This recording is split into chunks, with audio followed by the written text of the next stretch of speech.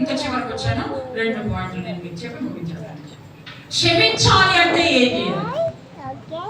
క్షమించాలి అంటే ఇప్పుడు మనం క్రైస్తవంగా మనం ఏం చేయాలి అని మనం చూసినట్లయితే, ఇప్పుడు ఎవరైనా ఒక తప్పు చేస్తూ ఉన్నారు అంటే మరి చూసి చూడనట్లు లేదా ఏం జరగలేదు, అసలు ఏం జరగలేదు అన్నట్లుగా మనం ఉండటం కాదు.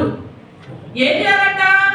దాన్ని పూర్తిగా బుర్రలో నుండి తీసేసేయాలి, వదిలేసేయాలి. అదే నేను చెప్పాను కదా ఇందాక, మనకి అప్పు ఉన్న వాళ్ళని నువ్వు నాకు ఎక్కువ వెళ్ళిపో, క్షమించేసేయాలి. అట్లాగే ఇక్కడ ఏం చేయాలంటే ఎవరైనా మన పక్షాన ఏదైనా తప్పు చేస్తే చూసి చూడనట్లుగా కాదు, లేదా ఏం జరగలేదులే అన్నట్లుగా కూడా కాదు. దాన్ని ఏం చేయాలంట? పూర్తిగా విడిచిపెట్టాలి. అది క్షమాపణ యొక్క మరి గుణం. అంటే క్షమాపణ అంటే ఏంటో మరి ఈ యొక్క పనిలో ఇవిడి ఉంది అని చెప్పడంలో సందేహం లేదు. ఆ తర్వాత చూసినట్లయితే మరి క్షమించడం వల్ల వచ్చే ప్రయోజనాలు, మనం క్షమించడం ద్వారా మనకు వచ్చే ప్రయోజనాలు చూద్దాం. ప్రశాంతంగా ఉంటామంట. ఏదన్నా క్షమించకుండా ఎవరిదైనా ఎవరి తప్పైనా మన హృదయంలో పెట్టుకున్నాం అనుకోండి, ఏమవుతాము? స్ట్రగుల్ అయిపోతాం కదా. బాగా మనసు చికాకుగా ఉంటుంది, చంద్రవంతరంగా ఉంటుంది. అంటే ప్రశాంతంగా ఉంటాము. ఈ ప్రశాంతంగా ఉండటం ద్వారా రెండోది ఏంటంటే ఆరోగ్యం కూడా మనకి ఏమవుతుందంట? మెరుగుపడుతుంది. మంచి ఆరోగ్యవంతులుగా ఉంటాం. ఆ తర్వాత మరి మనలో ఉన్న సంతోషం అంట రెట్టిపోతుందంట. దేవునికి స్తోత్రం. క్షమించడం ద్వారా కలిగే లాభాలు ఇవి. 1, వదిలేయాలి అసలు పూర్తిగా. 2, ఏం చేస్తామంటే ఫలితాలను మనం అనుభవిస్తాం. క్షమించడం ద్వారా ఫలితాలను అనుభవిస్తాం. ఆ ఫలితాలు ఏంటంటే ప్రశాంతంగా ఉంటాం, ఆరోగ్యంగా ఉంటాం, సంతోషం, మనలో ఉన్న సంతోషం రెట్టింపు అవుతుంది. అట్లాగే ఇంకొకటి ప్రాముఖ్యమైనటువంటి పాయింట్ ఏంటంటే ఇతరులని క్షమిస్తేనే దేవుడు మనల్ని, ప్రాముఖ్యమైన మేలేంటంటే ఇది, ఇతరులను మనం క్షమించినప్పుడే దేవుడు మనల్ని కూడా క్షమిస్తాడు. ఈ మాటని మనము ఎక్కడ వాడతామండి? పరలోక ప్రార్థనలో వాడతాం. మనం ఇప్పుడు ప్రార్థన పెట్టుకున్నా పరలోక ప్రార్థన చేసుకుంటామా? ఆ పరలోక ప్రార్థనలో మనం దీన్ని ఉపయోగిస్తాం. ప్రభువా, మా రుణస్తులను మేము క్షమించలాగిన మా రుణములను క్షమించండి.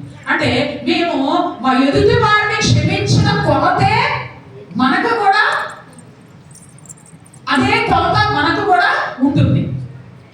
ఇప్పుడు 1/2 కేజీ క్షమించామనుకోండి, మనం కూడా 1/2 కేజీ అంతే క్షమించబడతాం. ఎవరికి ఎగ్జాంపుల్ చెప్తాం. 1 గ్లాస్ వరకు క్షమించామనుకోండి, అదే కొలతతో మనం కూడా దేవునితో. అయితే ఇది ఎవరు ఒప్పుకుంటున్నారు? నేను ఇంతకు ముందు కూడా ఎవరు ఒప్పుకుంటున్నారు ఈ మాట? అయ్యా, నేను క్షమించిన ప్రకారం నన్ను క్షమించాను. ఎవరు? మనమే ఒప్పుకుంటున్నాం. అంటే ఆ క్షమాపణను మనమే దేవుడి దగ్గర ఒప్పుకుంటున్నాం. కాబట్టి మన నోటి ద్వారా వచ్చే ఆ మాటను బట్టి ఈ క్షమాపణ అనేది మనకి లభిస్తుంది దేవుడి దగ్గర నుంచి. కనుక ఇది ప్రాముఖ్యమైనటువంటి గుణం. ఇతరులను క్షమిస్తేనే మనం కూడా దేవుడు క్షమిస్తాడు అనేది గుర్తుపెట్టుకోవాలి. ఆ తర్వాత చూసినట్టే మన తప్పుల్ని ఎదుటి వారు క్షమించాలి అని మనం ఎలా కోరుకుంటామో అలాగే కూడా మనం వాళ్ళ తప్పులను కూడా క్షమించాలి. ఇతరుల తప్పు చిన్నదైనప్పుడు దాన్ని ఏం చేయాలంటే సహించడం అలవాటు చేసుకోవాలి. మంచిది. దేవుడికి స్తోత్రం. ఇంకా చివరిగా చూసినట్లయితే ఎవరైనా ఒక వ్యక్తి తప్పిదం చేసినప్పుడు వెంటనే చర్య తీసుకోవాలి అని అనుకోకూడదు. అంటే కోపం పెరిగే వరకు ఉండకుండా లేదా ఆగకుండా వెంటనే క్షమించడానికి ప్రయత్నం చేయాలంట.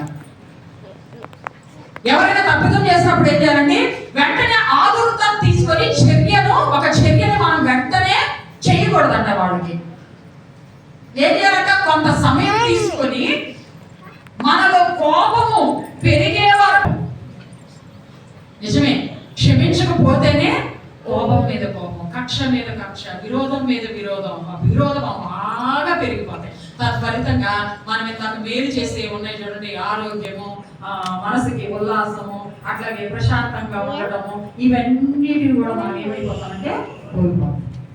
అందుకని మనం ఏం చేయాలంటే మరి ఈ విషయంలో వెంటనే చర్య తీసుకొని అది డెవలప్ అవ్వకుండా, ఆ కక్ష అన్నది మైండ్లో డెవలప్ అవ్వకుండా వెంటనే ఏం చేయాలంటే క్షమించడానికి. అలా క్షమించడానికి ప్రయత్నం చేయాలంటే వెంటనే మనకి ఏం గుర్తు రావాలి? దేవుని వాక్యం, దేవుడు చేసిన క్షమాపణ కార్యం మనకి గుర్తు. యూదా జీవితంలో దేవుడు ఏం చేశాడో అది మనకి గుర్తుకు రావాలి. సో అప్పుడే మనం ఏం చేస్తామంటే ఈ క్షమాపణ అనేటటువంటి విషయాన్ని ఇతరుల పట్ల మనము ప్రభు వాళ్ళందరినీ, అక్కడ చూచుచున్న వారందరినీ, అట్లాగే